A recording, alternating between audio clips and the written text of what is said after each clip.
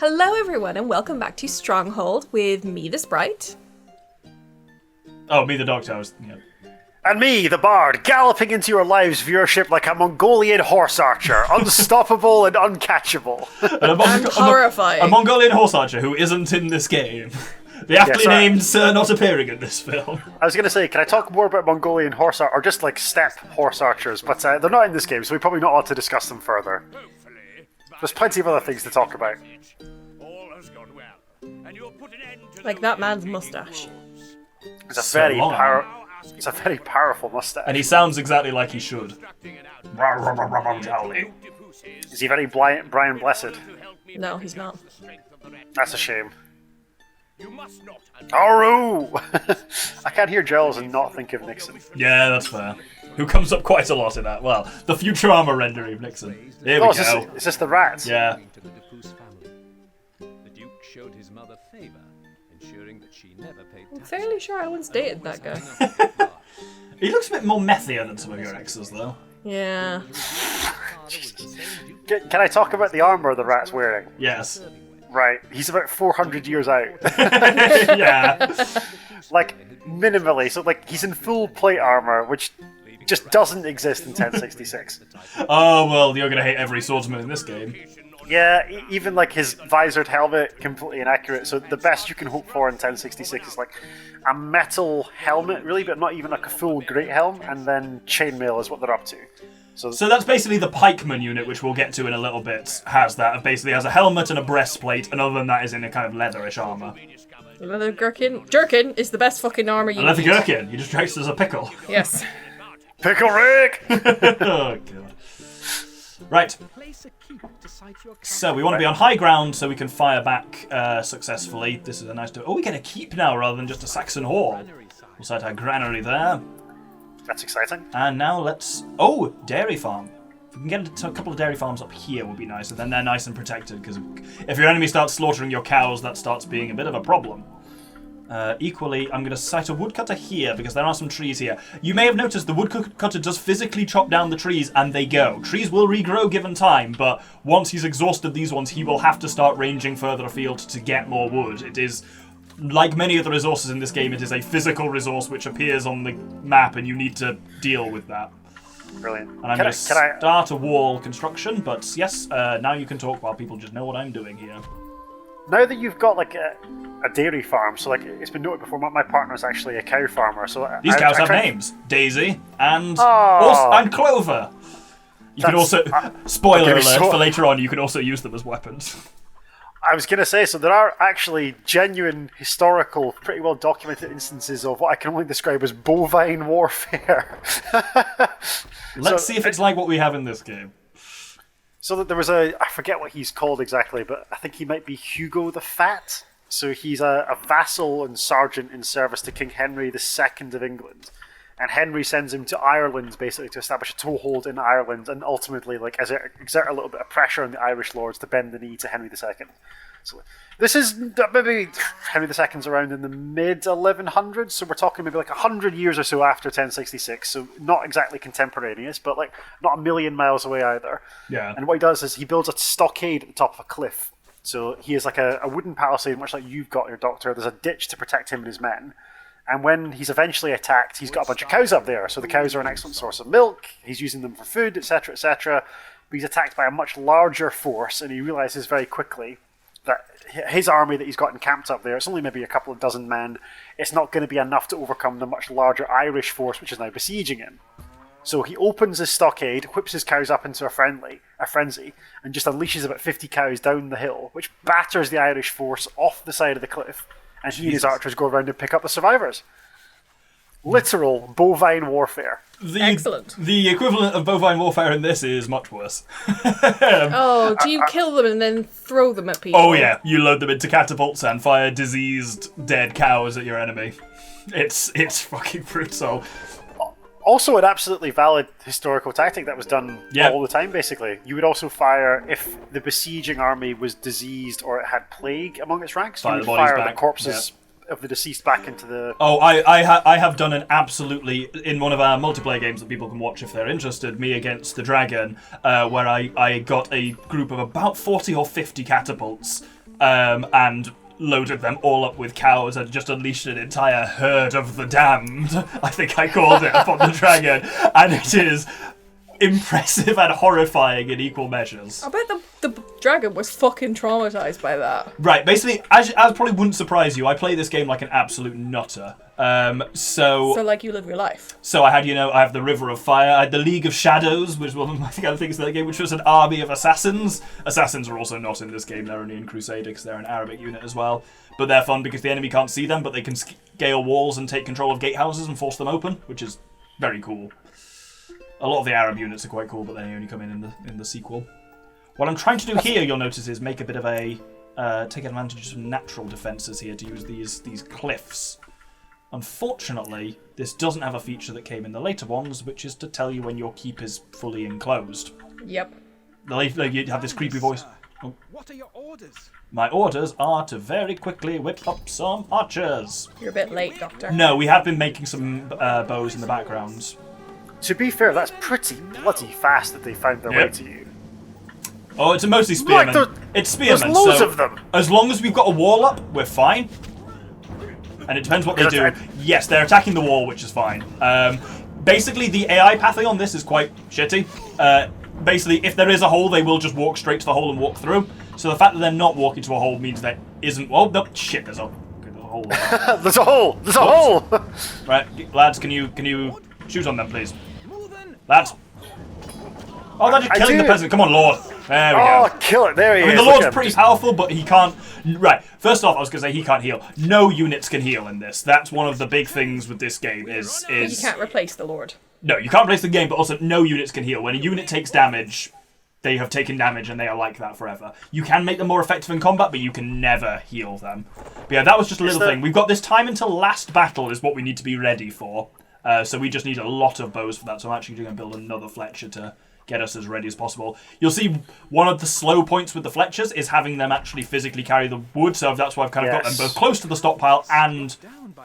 Oh, cheese production's been halted. For fuck's sake. We've got a disease. Oh, no. Oh, shit. What am I going to do for food? Fuck. Can you get more cows? Oh, God, it's got a little animation down there of a dying cow. No, That's Daisy and Clover. Oh, dear me. Well, that's actually deeply upsetting. I don't feel good about that. So what I'm going to do is slow our rations down. So we get half rations, which gives us unpopularity, but makes the food last longer.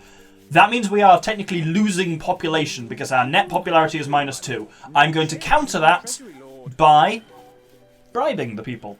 So it's basically a reverse tax, so people get a little bit of gold, and those two cancel one another out, -3 and +3, and so we're neutral. We do not either gain or lose population. And you got some more cows. And the cows are back, so I'll wait for cheese production to clearly be back up and running. I do like the mechanic that those spearmen can do basically nothing against a wall. Yeah. Because realistically, how is a man on foot going to destroy a wall whilst being pelted with arrows? They can attack the walls, but as I say, because of quirks of the AI, they won't attack the walls if there is a single gap in them. They'll just path straight through to the gap. Okay. I take it they do fairly minimal damage against the stockade anyway. You'd be surprised. Wooden walls aren't very strong. Okay. Right, so the rats troops are attacking. What we've got here? Oh, it's just spearmen again. That's fine. We'll have a few more bows by the time that's ready. Oh, gold needed. Shit. So now I need gold. I'm actually low on gold. So in order to get gold, I need to tax the people a little bit. And the problem now is that puts us into unpopularity. So at the moment, the only tricks we've really got for affecting popularity are food and... Gold, and you've got no gold. Yeah, so I need a bit more food so I can actually give them extra rations to keep them happy. For now, I can take the lowering population. You don't actually...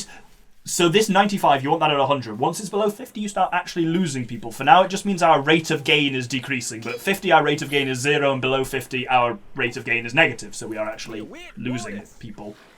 We await orders. So you're still fine in the short term, and there is no the peasants do not rise up against you. No, the most you get is just you have no peasants, and then you can get trapped in a kind of hate loop where there's not enough peasants to do your basic jobs like food production and whatnot, and then obviously you can't get back up again. It's very hard to. Yeah. If you get trapped into that level of we're about to run out of food. Come on, get the cheese there, lads. Ugh. If the fucking Tory party had played this when they were kids, they'd probably be much better at ruling. Oh, the Lord's giving a stirring speech to the archers. I think the concerning thing, Sprite, is is that lots of people who are like now high up in the Conservative Party saw this and thought, this is a great way to run a country. No, because then they'd be achieving the basic minimum.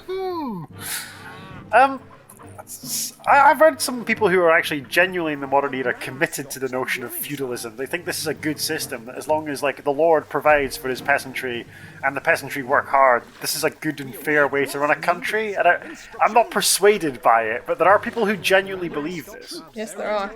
I had a whole conversation with one of the gentlemen who shall remain nameless, who was saying that you can't say trickle-down economics didn't work, and I'm like, no, trickle-down economics worked in feudalism. It doesn't work inherently. And it was That's an awful lot of spearmen. Yeah, but they can't really do anything, as you say. And spearmen are very weak to bows in this way. And like, I mean, their movement will be slowed coming up the hill. They're not a threat to us, really. Do they have a morale system? In a sense, yes. You have two systems, we haven't got to them yet, but two systems called good things and bad things. Good things increase your troops' combat capabilities and make your people happier, but make them lazier and work slower. Equally, bad things make people work harder, but decrease your popularity and also decrease your troops' combat effectiveness. So it's for kind of mediating the trade-off between popularity, combat effectiveness, and economics, which is quite cool. I do like how shockingly ineffective men with spears are against men with arrows, because unless you've got a shield or something to hide behind, which is a thing. We have those in this game as well. Like mobile wooden shields are a thing later on. But yeah, for now, a few archers manning a wall makes us functionally impregnable. And it's also a lot. If they had them, which I think their final fight here will, their archers will be much less effective against ours because ours have got cover and are up a hill. They're in a much worse firing position. It is another tenet of medieval warfare that if you're on top of the hill, so one of the reasons that like positioning and maneuvering armies in like ancient warfare is so important is that if you can hold any kind of high ground, much like there we go. Much like Master Kenobi, you command a huge advantage. Like fighting uphill is really difficult. Yeah. It's like I'm a keen runner. Like if I run uphill, it's hard for me to run uphill, let alone when I'm carrying a bunch of weapons and armor. Have you seen the thing about the direction that staircases spiral? Yes. Do you want to tell it though, Doctor? No. I've got to focus on fighting these spearmen off. So. Do you want to do this, Sprite? No, you go for it. So.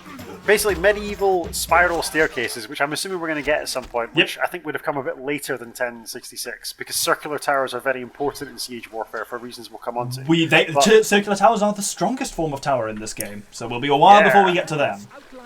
We'll come back to that when we get to that stage. But effectively, a spiral staircase usually goes, I forget whether it's clockwise or anti-clockwise, but effectively it's built in such a way that if you're attacking up the tower, as in if you're starting at the bottom and going up the stairs, anti-clockwise, thank you, Sprite. In order for you to swing a sword, the staircase wall is always on your right-hand side, meaning that like if you're a right-handed swordsman, as the majority of people would have been, it's impossible to swing a sword within the spiral staircase. See, also there's things of like causeways having, a wall on the right side while being exposed. No, with a wall on the left side while it's being exposed on the right because you'd have your shield in the left arm. A lot of medieval defensive tactics rely on the fact that most people were right-handed, basically. Yeah. Well, even if you weren't, you were forced to be. Also, apparently it could be like genuinely difficult in like a duel to like fight a left-handed man if you were used to fighting right-handed men.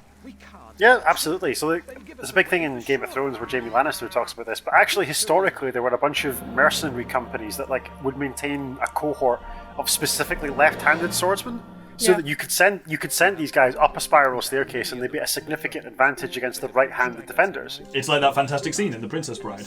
Yes. I'm not left-handed either. It's so, I mean, like that's the best sword fight ever committed to cinema, and like anyone who says otherwise is a coward or a liar. But yeah. So we're now actually moving into the Rat territory a bit. We've just been fighting scouts and outliers for now, but now we've moved out of neutral territory and we're moving into Dorset? What is that? Oh, that's a mixture of Wiltshire and Hampshire, apparently. There we go. And Berkshire. We're in home counties, shit. I don't know any of this. And there's no Scotland on this. You'll notice Scotland is conspicuously absent from this map. Now, hang on a minute. This implies that Scotland was like a barbarous and heathen people, but like by 1066, the Scots have like a succession of little kingdoms. Like they are every bit as developed and advanced as their English counterparts, and I refuse to accept that this is anything other than recent I will racism. point you back to the just... definition of Britishness. Yeah. They might also just stay the fuck out of this. They see these, like, anthropomorphic creatures taking over England, and just like, let England fucking fight amongst themselves. Like, we want nothing to do with this. There were a number of Saxon kings, don't quote me on this, but is it Ethelred? But, like, he's termed... Ethelred the Unready. Yeah, but maybe not him, but, like... Different Ethelred. I'll need to go and look it up, but there is a specific Saxon monarch who is the first person to be styled, like, the Emperor of Britain, basically, because he extends his territory briefly up into Scotland. I'm going to load up the next level and then I'm going to go on a rant about emperors. But yeah, we've got time for another level this episode, I think. Woo. Between a rock and a hard place. We've not even talked about spearmen yet, Doctor. I want to talk about we'll spearmen. get into spearmen, don't worry. But yeah, there was a whole thing of like, basically after the fall of the Roman Empire, like everyone wanted the ability to call themselves emperor again, but it was generally seen as like a dick move to call yourself emperor if you were just a lowly king. Oh, here we go. We got the rat talking now. To his Doctor Strange-looking henchman. No, that's the snake, I think. Who's his like advisor. Stay calm, Depuce. Any rebel militia worth their salt fled abroad seasons ago. It looks like if Dominic Cummings was a bit less gross. Who, the rat or the snake? The snake. Is the snake one of the other mini-bosses, I Yes. assume? Yeah, the rat, the snake, the pig, and the wolf are the four warlords who've taken over in the king's absence. I understand. And we are the son of... Oh, pardon me, the son of the king, are we? No, we're the son of one of the king's bannermen, Okay. who has been killed in an ambush. Not historical, because in 1066, the nation of England was united under Harold Godwinson, who was a somewhat dubious but like very militarily gifted king for reasons that we'll talk about at some point on the recording. But like this was not the state of England in 1066. No. But hey, it's a game. The thing here was that it was while they made their play for power while the king was out fighting barbarians. It's kind of a bit of a take on like the Sheriff of Nottingham thing that you know like King John whilst the king was off crusading. It's that kind of vibe I think they're going for.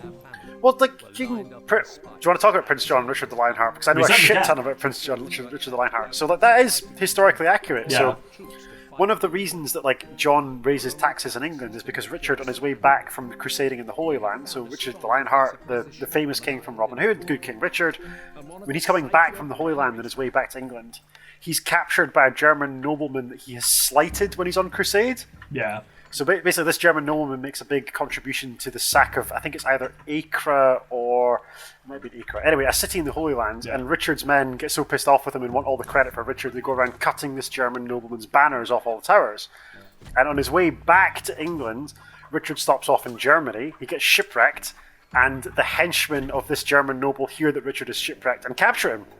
So he spends a year in captivity, and the reason that John is raising taxes so highly is that John is trying to pay off the Holy Roman Emperor from releasing Richard and trying to convince them that they ought not to accept any ransom for Richard and keep him imprisoned. But that's entirely historically accurate. So, like, the notion of the evil Prince John and Robin Hood raising taxes and good King Richard's going to come back from the Crusades and kick his ass is basically accurate because John was absolutely taxing his people heavily, firstly to make a pretense of paying Richard's ransom, but also realistically to bribe his German captors into keeping Richard in captivity.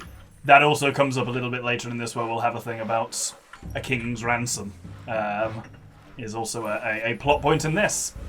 Oh, I mean, when people say a king's ransom... But this is literally the ransom for the king, yes. The king... it's an unthinkable amount of money. Yeah. Oh yeah, don't worry, there's a mission outgoing where we have to raise that gold ourselves. So you'll get very used to that. It's very difficult to judge in modern terms. You can't say like, oh, a king's ransom was $2 billion or whatever, because Depends on the just king. Yeah, exactly. And there's no way to judge what that means in real terms in 1066. But certainly, like, we know how much Richard spent on his crusade to the Holy Land in the first place. So let's say it's 500 marks. I'm just plucking a completely random number. Let's say it's 500 marks for him to go to the Holy Land. It was 500 marks to pay his ransom. And we know that it was about 1.5 to 2 times the total income of his kingdom for an entire year. basically the budget of a kingdom for a year is what a king's ransom amounted to, at least within the time of Richard the Lionheart, who again is living about 140 years after 1066. Yeah. He's the king who spent the least amount of time in England, if I remember rightly. Yep. Oh yeah, It's one of my favourite pub quiz questions that I ask about a lot is, what is the native language of Richard the Lionheart? And, French. Yeah, most people don't get that. Most people are like, English, or is it like Saxon or something like that? No, he spoke French. He was born in Aquitaine. He spent most of his life either in France or... Was he born in Aquitaine? No, maybe, but yeah. I think he was actually born in England, but like he spends less than like 6 months of his adult life in England. Yeah, most of his time he's either in France or he's campaigning, as you say, in the Holy Land. Precisely. I have a massive, I have a bit of a man crush on Richard the Lionheart. Of course you do, Bard. For various reasons. He's a terrible, terrible king, but a really interesting person. It's basically like he was good at exactly one thing, and that thing was winning siege battles. Like, he was precision engineered to be good at fighting sieges and be terrible at everything else. Like, he was a terrible husband, he would have been a terrible father if he'd ever produced any issue, which he didn't, which is another reason why he's a terrible king. But like, effectively, Richard the Lionheart views his possessions in England and France as a way to fund his continual warring. A small group of the rat soldiers are heading to the castle. And he's not by any notion of the imagination English. So he's born to Henry II, who is fundamentally a French nobleman who attains the crown of England in the mid 12th century. And then his mother is a lady called Eleanor of Aquitaine that we'll talk about. That's why I had Aquitaine in my head then, yeah. Yes, I think he is actually, for a while, he is the Duke of Aquitaine. Yeah, I knew there was some link there. But... Before he becomes the King of England, I'm pretty sure he is the Duke of Aquitaine, Richard I. But anyway, he's born to two fundamentally French parents. I mean, Eleanor of Aquitaine, you can guess where she's from, right? So you'll notice, just to briefly think here, the rat is attacking with archers, but I'm in a much better position because mine are protected. I have taken advantage of the fact that the only bits they can walk across. Yeah, I've just protected purely those bits. Other than I've left another small hole in the wall there because I couldn't tell. So that's problematic to say the least. But yes, there's a little thing that the game never tells you about. But you'll notice in this corner here is a signpost. When enemy invasions happen, they only ever spawn at the signpost. So you know from this that the plot of this mission did tell us that we're securing these to defend against attack from the northwest, northeast. But it means that you don't have to build a full thing. Like, you're best to just build your castle here. You'll notice I've just put up walls and platforms at each of these points, and you'll see we've actually got the bread supply chain going. So we have wheat here, which has been carried back to the stockpile, a mill here which mills that into flour, and then flour is being baked into bread by our bakers. And bread is the best one; it lasts the longest and produces the most per unit resource once it's up and running. And we can see quite easily here, because I put the mill right next to the stockpile, as soon as wheat arrives in the stockpile, it's being milled. What we actually have an excess of is flour. And while we have an excess of flour, I'm just going to continue building bakeries. Once we've built up a decent supply of food, I'm going to start increasing the rations, which means I can turn taxes up, which means I've got more money to fund archers. Once again, we've got a time going up here, and we've got to have a decent force ready by that point. Does it reward you for having different kinds of food? Yes. You'll notice here it says... Oh no, it doesn't say it at this point, but yes. You get a little +1 bonus for every different type of food you have. At the moment, we're on low-lying flat land, so it's only giving me access to wheat. Perfect yes, there for is, cows, that's very cool. Yeah, so there's wheat, there's bread, there's cheese, there's meat, and there's apples are the four types. So meat needs deer to be hunted.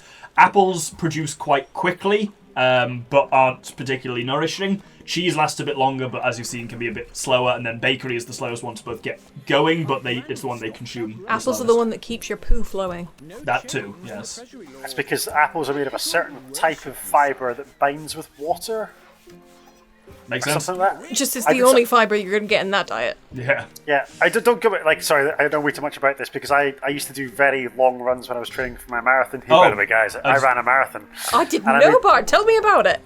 And you ate apples before to No. I made the keep the stupid doctor decision. No. I made the stupid decision of eating apples while I was out running. And you shit yourself. Fuel. Oh, it was horrible. Yeah. It was the one. I didn't actually shit myself, but it was bad. Let's put it that way. Every runner has a story where they only came back from a run with a single sock. It always happens. It's happened to everyone. Can we not get into this? I can honestly say that's never happened to me, but I don't think anyone would ever call me a runner. You've got to, I mean, like, you've got to be running for quite a long time. So generally speaking, you've got to run for 70 minutes or more in order to justify carrying the extra weight that you need for nutrition whilst running. Yeah. Some people find that running makes them poo. Yeah, I do. I find running makes me poo, and if I'm full, I get the slosh really badly. Yeah, I can't be too full when I run. Can't get there, Lord. Good to know. I take it that the water is impassable. Yes, Except so for water those points. water's going to be crossed here at fords. Okay. So I take you notice that every ford I have defended. Oh, that's Later, a not insignificant force. Right, the only issue with this approach is there's nothing actually stopping his archers from just, like, shooting the Lord and my people through there. But I know that the AI will tend to target military units primarily. But as long as we can take those archers down, we're fine. The spearmen are no threat. The spearmen are a threat. Spearmen are a huge threat. I've left a hole in the fucking wall again. Right, I'm just gonna do that again. It's because I'm used to another wall. I'm used to in Crusader where it says the keep is enclosed when you've done it. And yes, he sounds like that. And further along. Excellent. Right, how long have we got to Nice the final one? Okay, we've probably not got another invasion by then. You might want to put some more archers up on that left-hand tower. Yeah, I need to get more archers first. But fletching is my slow part now. I do really, really like how tied economics and military are in this game. You've got to have particular resources, you've got to have available people. For 2003, this is a very advanced economy, and it actually reflects roughly some kind of historical reality. I really like this. So yeah, I'm low on both. I've got a shit ton of wood, but I'm low on both gold and bows. So I've increased my rations so I can increase taxes proportionally to generate some gold, and then because I also need gold to produce a Fletcher's workshop. But both of these Fletchers are working pretty fast. We'll get a decent Just so number we're of clear, archers out. Caesar 3 was 1998 and it was as advanced as this on the whole balancing resources. I don't think Caesar was quite as advanced when it comes to combat. I'm going to say. What I've seen so far, it's the same, but I'm open We'll see to when it we get to being more in units depth. and whatnot. For now, we have been using a grand total of one type of unit, so... Okay. I mean, we should discuss this right now. So a clear call to action for you, viewership. We always ask this, but please do post in the comments. Let us know if you're enjoying what you're enjoying. I mean, are you here for my historical rambling? Are you here for the Doctor's gameplay? The sprites, it's frankly hilarious commentary. What is it that has brought you with us today? And would you like us to do another game like this? Would you like us to play Stronghold Crusades? Do you want us to give this Caesar game a go? I mean, if there's one thing I love no, we don't want more... Caesar, because then I'll have to play. Yeah. Would that be terrible? And I think Caesar would be a Not bit great. slower. Yes. Yeah, I would say it this is is a bit definitely slower. a faster game than Yeah, Caesar. it is slower. Hey, Doctor, well, actually, I'll ask the Sprite first, because Doctor's busy building his little empire. But, Sprite, how often do you think about the Roman Empire? There we go. I'd say once a month before about 2 months ago when I was asked Yeah, now it's become a don't think about elephants thing. That I'm just like, I've gone the whole day without thinking about the Roman Empire. Ah, fuck. I don't fully understand. This is a TikTok thing. I don't fully understand where this question arose from. But, I don't really think about the Roman Empire. I'm more of a late Republic sort of guy. But, personal preference. I mean, given how much you know about medieval history, I'm surprised you manage any Roman Empire at all. I'm not as big on the Empire. I enjoy the late Republic, which is the time of Sulla and Caesar and Augustus. That's more my jam. Okay.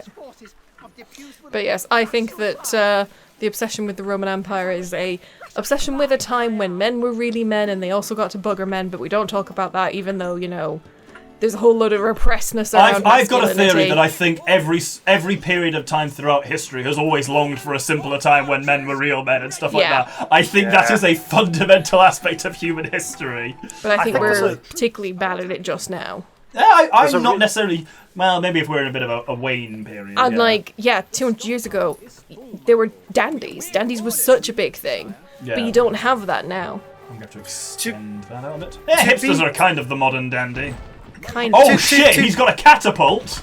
Wait, what? Sorry? Show me the catapult. Fuck me, my- he's got three Three catapults! catapults! We might have a bit of a problem here. You think? He's got fucking catapults and you've got guys with arrows. Still not letting me build spearmen, so all we've got is archers, but we should be alright. My days, he's just demolishing those walls. Yep. I was not This is- banking on catapults coming into play this early, I'll be honest. A got lot of the catapults. advantage of my archers have now gone, but as has his, so we've got him here. We will have him. Build some more wall there where he's I knocked can't, it down. So you can't build walls when you are in combat range with enemies. Right. If there's an enemy within about, that far, you can't build. To stop you just rebuilding stuff that easily. Yeah. Are you playing this in like a heightened Nope. speed, or is this the speed? Oh my days! It's a fast-paced game. Yeah. I think I'll check on the thing, but yeah. Victory. All right, to speak to our very well done, by the way, Doctor. That was impressive. Basically, wooden walls against catapults firing stone never last long. I think that was just to counteract the fact in that mission that you've got a lot of time, that you could build really thick walls and whatnot, and it's just to mean that, like, it's to make it clear that your walls are there to delay the enemy rather than actually to stop them. Because obviously, if it was just spearmen, literally 1 or 2 archers, you would be fine for good. So I can see why they throw the 73% of my troops lost there. Ooh. To talk about what we were just on, so the notion of like every generation looks back to a golden era when men were men, and before the moral decay set in and all that carry on. I think there's like a quote that's attributed to Plato at the end of his life where he talks about fucking Plato, like the most ancient, like the most ancient of ancient Greeks. Talks about how like, our women dress loosely, our young men are like effeminate and weak. I long for the days of blah blah blah. Yeah. And it's like, but then everybody looks back at Plato to think like this was the high point of Greek culture, and I'm pretty certain that part of what the period we were just talking about, so the late Roman Republic, they talk about the early glorious days of Rome when men were men, and it's like everybody does that. I think we have nostalgia as a species just baked into us. Yeah, absolutely. Right, I think we'll wrap up for this episode. It's been a bit of a long one and half an hour, but that's because we had 2 missions, whereas from now on it's probably just going to be 1 mission per episode, but we'll see how the timing works out.